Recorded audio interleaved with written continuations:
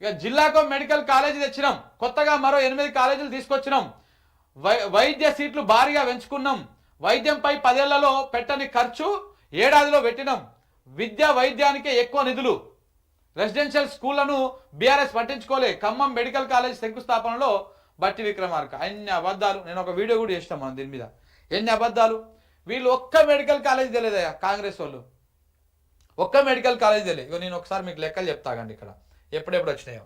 2014లో తెలంగాణ వచ్చే నాటికి తెలంగాణకు ఉన్నటువంటి కాలేజీలు ఐదు మెడికల్ కాలేజీలు ఉండే, 5 మెడికల్ కాలేజీలు ఉండే.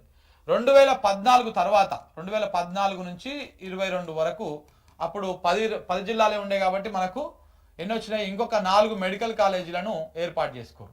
దాని తర్వాత 2022, 23లో 8 మెడికల్ కాలేజ్ ఏర్పాటు చేసుకోరు. 2023, 24లో అంటే లాస్ట్ దిగిపోయే ముందు మరొక 9 మెడికల్ కాలేజీలు ఒకటేసారి ఓపెన్ చేసిరు. దాని తర్వాత 2024, 25కు ఓపెనింగ్ చేయాలని చెప్పేసి అప్పటికే బీఆర్ఎస్ సర్కార్ ఉన్నప్పుడే మరొక 8 మెడికల్ కాలేజీలకు అనుమతులు అన్ని రకాలుగా మంజూరు చేసి పెట్టింది. ఈ 8 మెడికల్ కాలేజీలు మేమే తెస్తున్నాం అని చెప్పేసి ఇప్పుడు వీళ్ళు ప్రచారం చేసుకుంటున్నారు.